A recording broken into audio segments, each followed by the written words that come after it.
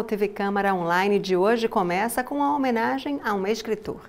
Tadeu José Gouveia é autor do livro José Mariano e Seu Tempo, que conta a história do patrono que dá o nome à Câmara do Recife. O autor é natural de Ribeirão, a mesma terra de José Mariano Carneiro da Cunha.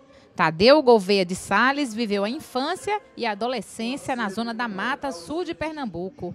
Chegou ao Recife aos 30 anos. Veio para estudar e se formou em Relações Públicas e em Direito. Na Câmara Municipal, recebeu uma homenagem pela dedicação à história pernambucana, uma iniciativa que partiu do vereador Davi Muniz. Natural do município de Ribeirão, na zona da Mata Sul de Pernambuco, nascido no mês de outubro de 1950, filho de Isaac Cecílio de Sales e de Irene Gouveia de Sales.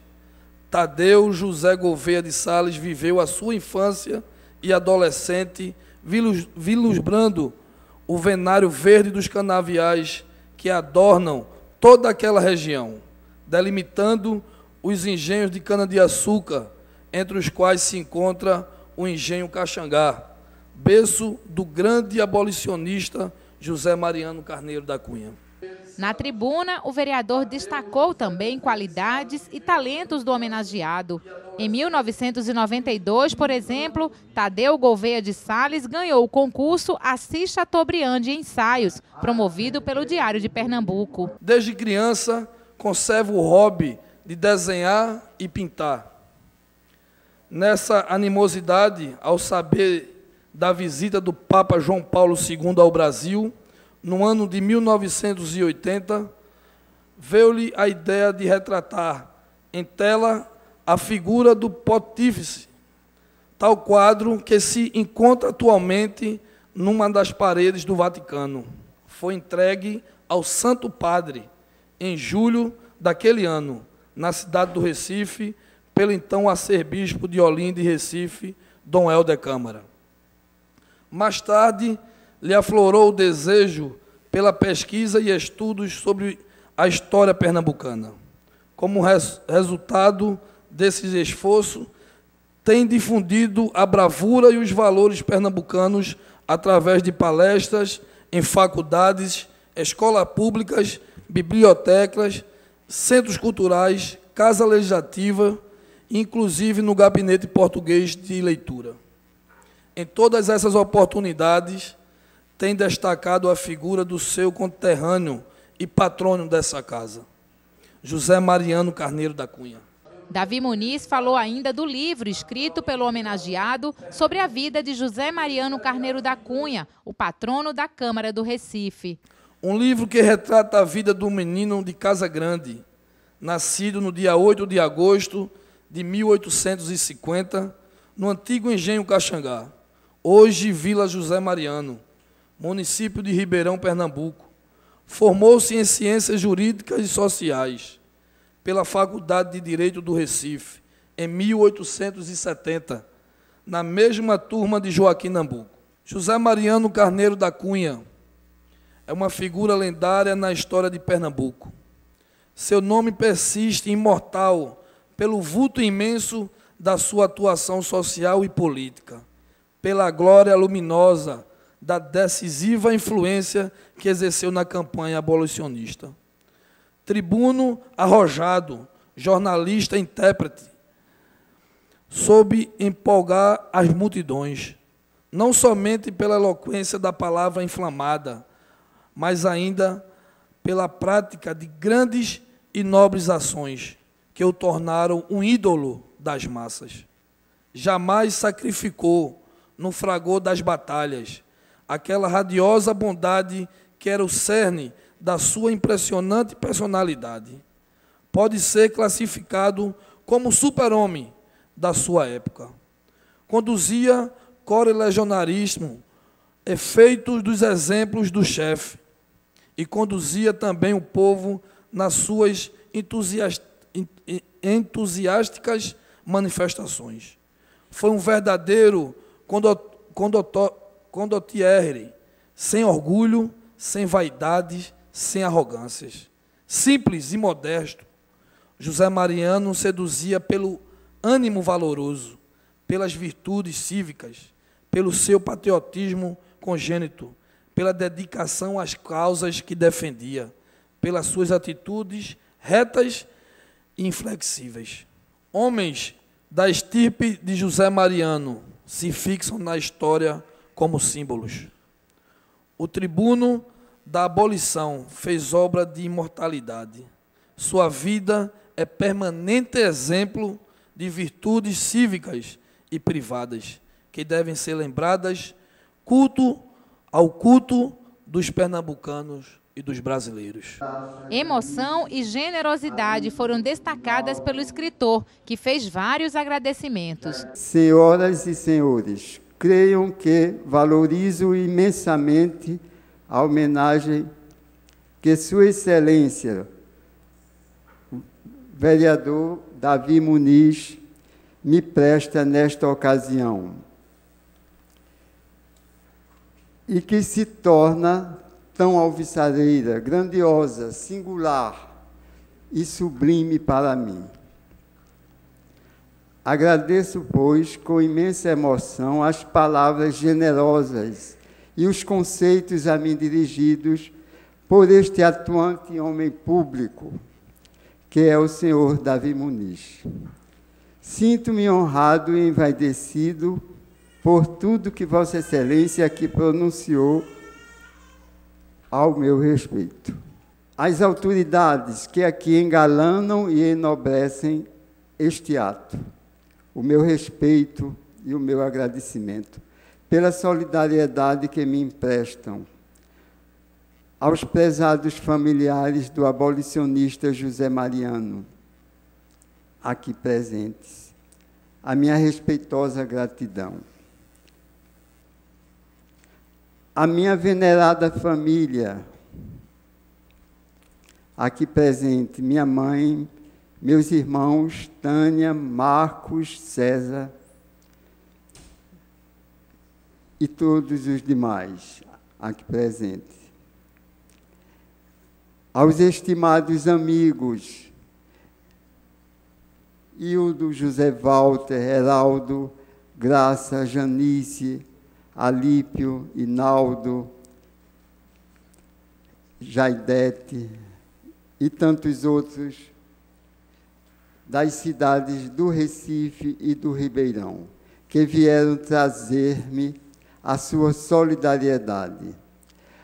Os alunos das escolas municipais do Ribeirão que vieram me prestigiar com a sua presença. Agradeço penhoradamente a Maria Helena Silva, secretária de Educação do município do Ribeirão, que tão gentilmente atendeu ao convite e providenciou a vinda até aqui dos alunos e professores da rede pública de ensino daquela localidade. Meu caloroso e fraternal abraço. Estou muito feliz por tudo isto. Urge, porém, expressar os meus agradecimentos ao excelentíssimo doutor Gladstone Vieira Belo, vice-presidente dos Diários Associados do Nordeste. A minha admiração e a minha gratidão sincera. As minhas pobres palavras não conseguem expressar de todo o que sinto no meu íntimo. Este é verdadeiramente um momento ímpar, grandioso e sublime em minha vida. Nunca pensei que pudesse receber tão honrosa homenagem como esta, principalmente vinda de uma casa tão importante como a Casa José Mariano. A solenidade foi presidida por Vicente André Gomes. E dentro do currículo da minha vida, com certeza, a sessão da tarde de hoje tem um brilho especial. Um brilho especial pela magnitude deste livro, que traz uma referência histórica do nosso Pernambuco e do nosso Brasil. Sou filho de um negro neto de um africano. Meus bisavós vendiam tapioca no mercado de São José. Conheço a história do negro, contada por livros e contada pelos meus bisavós. O papel de José Mariano, relembrado na tarde de hoje, introduzido pelo bravo vereador que iniciei a sessão, dizendo que é um dos vereadores mais brilhantes que essa casa tem. Vasiano, que ao se eleger, inovou, trazendo propostas desta ordem na tarde de hoje. Honrando a tradição da várzea, de Luiz Cavalcante, caçado e preso nesta casa, saindo daqui algemado, porque foi contra a violência do golpe de 64. Este Vasiano faz uma revolução aqui, na tarde de hoje, traduzindo o sentimento que, ao ver Tadeu falar, me emocionei. A história precisa ser contada desta forma. Quero encerrar essa sessão dizendo a todos que me senti profundamente honrado. E posso até dizer a vocês que esse orgulho crava o peito. O sentimento de um negro, de um descendente de negro, que a liberdade é lei, pode se prender às asas, mas a alma continua voando. Após receber a homenagem, Tadeu José Gouveia lançou na sede da Câmara do Recife o livro José Mariano e seu Tempo. Desde os 15 anos que o escritor alimentava o sonho de escrever um livro sobre o conterrâneo de Ribeirão, um sonho que virou realidade. É antiga essa ideia. Foi na adolescência ainda. Queria escrever alguma coisa sobre esse ilustre filho de Ribeirão, não é? Eu sendo filho de Ribeirão também, e que, assim, há uma memória quase inexistente, não é? Assim, sem ser preservada aqui. Isso, então, é como um desafio, não é? Vou fazer esse desafio de escrever a história desse homem que não é assim tão divulgado e conhecida, né, a história. Surgiu, meus 15 anos, mais ou menos, surgiu essa ideia. Então, eu recolhia já desde aquela época alguns elementos, sem pressa, né? Assim, recolhendo aos poucos, até que, de uns 10 anos para cá, eu tive mais animosidade em acelerar, vamos dizer, as buscas, né, de elementos nas pesquisas, e que desejava ver esse livro pronto até que, enfim. O lançamento do livro José Mariano e seu Tempo não poderia ter sido em outro local. Foi na casa que leva o nome do abolicionista, a Câmara Municipal do Recife, também conhecida como Casa de José Mariano. Uma tarde de autógrafos que reuniu amigos, admiradores e autoridades de Ribeirão. É uma felicidade por ele, que era uma realização que ele tinha, por nós que somos de Ribeirão, que temos essas figuras ilustres na nossa terra, de José Mariano a Tadeu Salles. E é uma honra sem precedentes. É um momento ímpar para a história da casa José Mariano aqui no Recife. Mas para nós, que somos filhos de Ribeirão, é um momento ainda superior a isso, de ter a história de Ribeirão contada através desses personagens. Tanto de José Mariano, personalidade ilustre, e da pessoa de Tadeu Salles. É um momento assim que a gente só não transborda de alegria por esse momento, porque realmente assim, a gente não consegue traduzir em palavras aquilo que está sentindo, mas é uma satisfação enorme. É muito importante o ilustre José Mariano. É uma pessoa que deu um grande impulso na administração de Ribeirão. Zé Mariano, hoje, que é a antiga usina Zé Mariano, que ele foi quem fez um outro trabalho muito importante, que levou a cidade de Ribeirão até onde está hoje.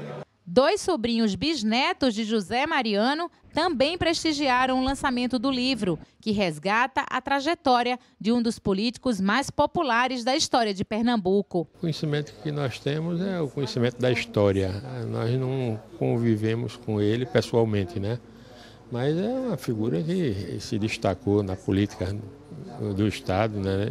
Aqui do município. Parabéns, doutor Tadeu, por esse evento e o reconhecimento dele que está ocorrendo agora, né, por parte, por exemplo, da Câmara Municipal, por parte da maçonaria. É um resgate da história, sem dúvida.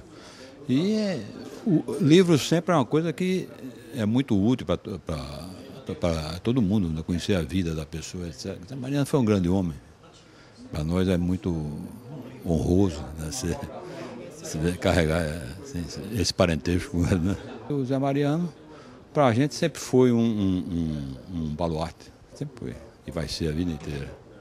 No pátio interno da Câmara, uma pequena exposição com fotos e detalhes da vida do abolicionista. Nascido em 8 de agosto de 1850 e formado pela Faculdade de Direito do Recife, José Mariano Carneiro da Cunha fundou o jornal A Província. Foi vereador, deputado federal e primeiro prefeito do Recife. Junto com Joaquim Nabuco, liderou o movimento pelo fim da escravidão. No Poço da Panela, da casa onde morava com a esposa, Dona Olegarinha, ajudou muitos escravos a fugir. Também defendeu a instalação da República no país e ficou famoso pelos discursos que arrebatavam a população. Quando ele morreu em 1912, uma multidão acompanhou o velório. Uma curiosidade da rebeldia dele, ser muito rebelde, né? Aquela parte, por exemplo, contra o clero, né? A favor da maçonaria. Eu acho isso interessantíssimo. Acho também interessante aquela quando da República de se colocar ao lado da revolta da Armada, né, contra o governo de Floriano, né. Essa rebeldia eu acho muito interessante em José Mariano. Ser rebelde, né? A rebeldia nele era latente. Então, acho interessantíssimo. Essa rebeldia se destaca. E a outra parte é a sua popularidade, que é uma marca registrada, né? Num político que talvez não foi substituído, né? Nesse aspecto do carisma, do magnetismo que ele tinha, né? Com as massas. Essas duas coisas é o que mais assim, me chamou a atenção, né? Esta semana, no plenário, Aimee Carvalho falou sobre o Dia Mundial de Combate às Hepatites. Especialistas alertam a população para cuidados rotineiros e simples, capazes de evitar a contaminação dos tipos mais comuns da doença no Brasil, A, B e C. Bastante comum entre os brasileiros, a hepatite B acomete cerca de 800 mil pessoas no país. E as principais vias de transmissão do vírus são o sangue, secreções e os objetos cortantes contaminados. Por exemplo, o alicate de unha, como em salões de beleza. Como sabemos, a doença, a hepatite, atinge o fígado, um dos órgãos mais importantes do corpo humano. Por esse motivo, o Ministério de Saúde ampliou a faixa etária de imunização gratuita, que antes abrangia apenas pessoas até 29 anos, e passou a beneficiar também gestantes de todas as idades, para evitar a transmissão para o feto. Quando isso ocorre, o bebê nasce infectado o risco de desenvolver a hepatite crônica é superior a 90%. Além dos cuidados com a higiene, a vacinação é fundamental para a prevenção, sobretudo no caso da hepatite B, que pode se tornar crônica e manter a circulação do vírus em comunidades. Quanto mais cedo a pessoa adquirir a hepatite B, maior chance de que ela se torne uma portadora crônica. Então, a vacina contra este tipo de hepatite faz parte do Programa Nacional de Imunizações há 14 anos. Na época, ela era oferecida apenas a recém-nascidos e hoje é oferecida para pessoas até 49 anos. A baixa adesão de jovens e adultos à imunização do hepatite se deve, sobretudo, à falta de informação. Muitos não sabem sequer que existe vacina para essas faixas etárias. Há uma cultura muito forte de vacinação da criança, mas ainda estamos muito longe na cobertura vacinal de jovens, adultos e idosos. É preciso trabalhar a universalização, mais informação e conscientização para conseguirmos erradicar, pelo menos, as hepatites A e B. A hepatite A é mais leve, mas existem alguns casos fulminantes. A higiene pode prevenir a transmissão do tipo A, que ocorre por ingestão de água e alimentos contaminados.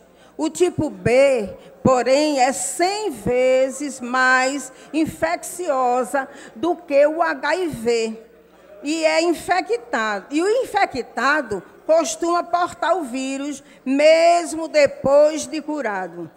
Finalizando, eu quero ressaltar que as hepatites são doenças graves. Estimativas apontam que 2,3 milhões de brasileiros são portadores de algum tipo. Pelo menos 1,5 milhão são portadores do tipo C e o mais grave. Então, tenhamos cuidado, vamos nos prevenir, nos vacinando.